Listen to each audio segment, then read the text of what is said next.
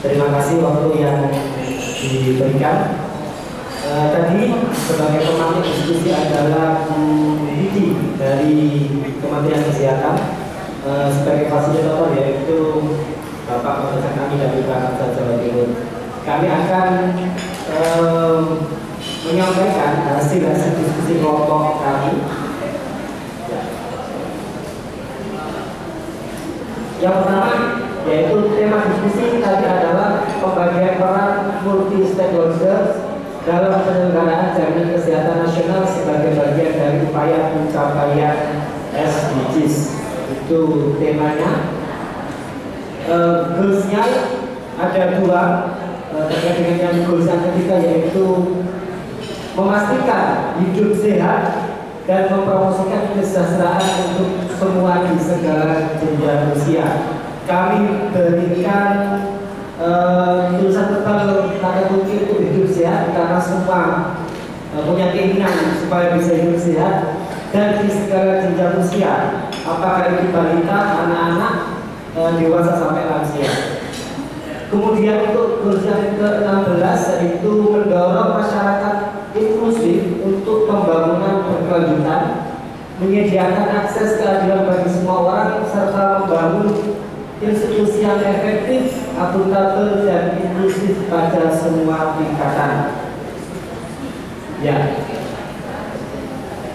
dari hasil diskusi kelompok kami, peran yang bisa diambil dari sisi public sector dalam ini adalah di lintas kementerian. Yang pertama adalah untuk meningkatkan kualitas dan kuantitas tenaga atau kegiatan promosi kesehatan.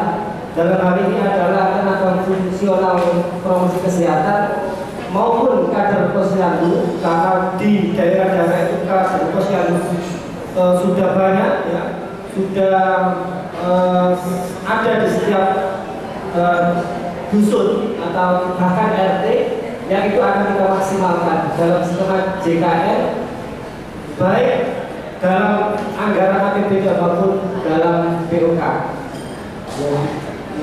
bantuan operasional kesehatan. Yang kedua adalah penguatan kapasitas infrastruktur fasilitas kesehatan. Ya, dalam hal ini adalah bagaimana infrastruktur kesehatan terutama di puskesmas dan posyandu ini bisa ditingkatkan lagi kapasitasnya. Kemudian ketiga adalah meningkatkan akurasi data PBI JKN melalui Kemensos.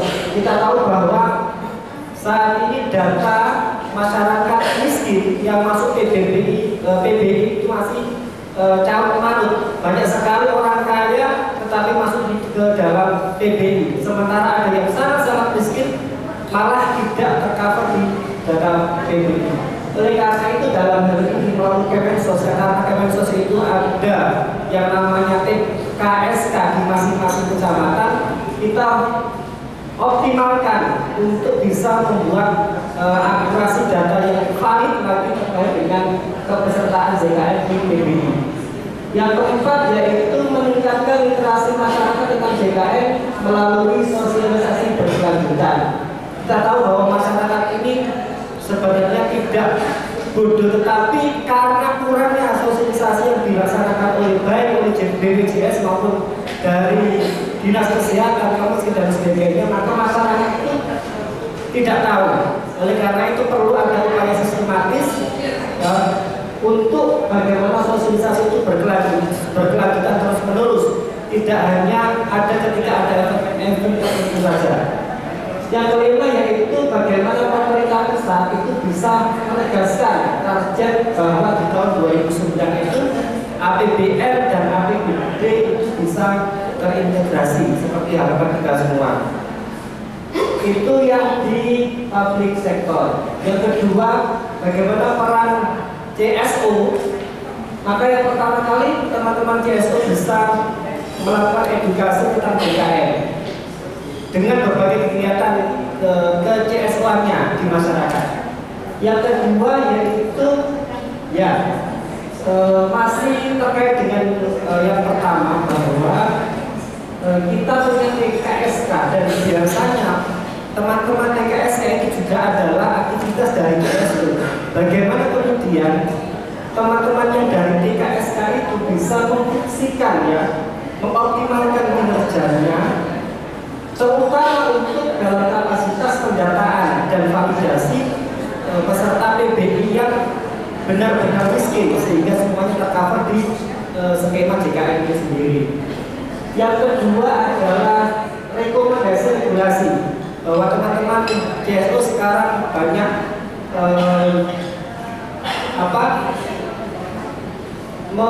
mendiskusikan tentang regulasi-regulasi yang kemungkinan oleh pemerintah itu bisa belum terselenggara dengan baik. Maka CSO ini punya kepentingan untuk bagaimana mendorong adanya regulasi yang lebih baik lagi.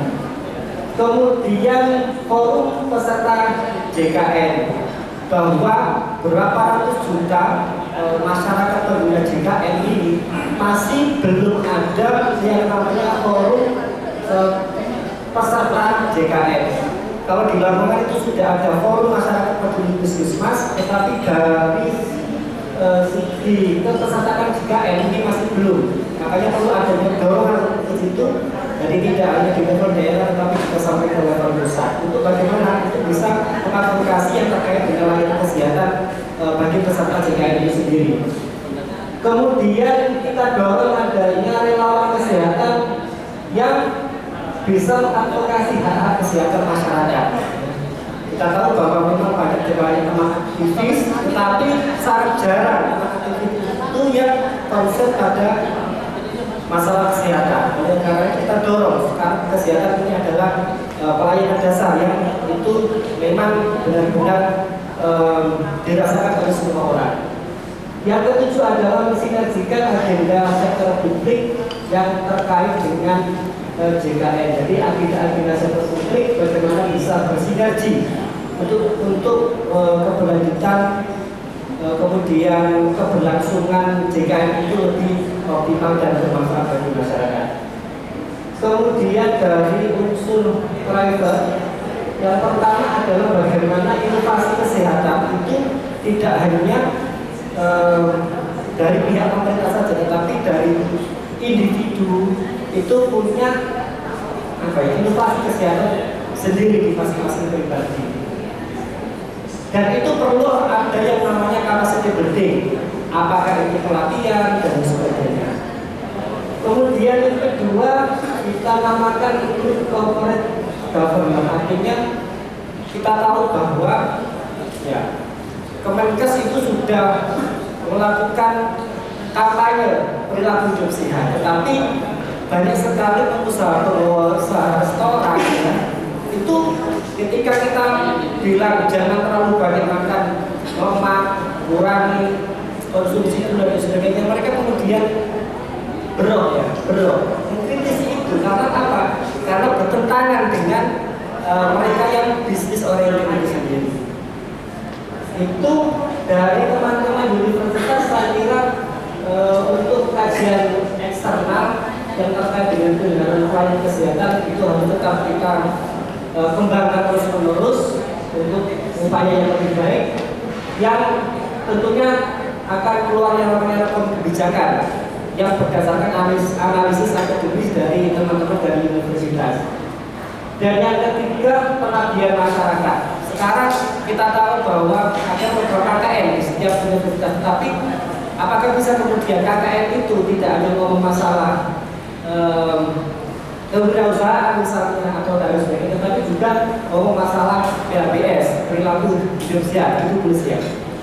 Oke, kemudian dari teman-teman media saya kira harus objektif untuk memotret kondisi lapangan yang terkait dengan JKN. Tidak ada yang dikurang-kurangi, ditambah-tambah, tetapi memang benar-benar itu adalah realitas di lapangan. Teman-teman media juga berkontribusi sangat penting dalam usaha sosialisasi yang terkait dengan JKN, karena kita tahu bahwa media itu menjadi bagian penting bagi sarana promosi kesehatan masyarakat terutama di JKN. Saya kira itu teman-teman dari kelompok 2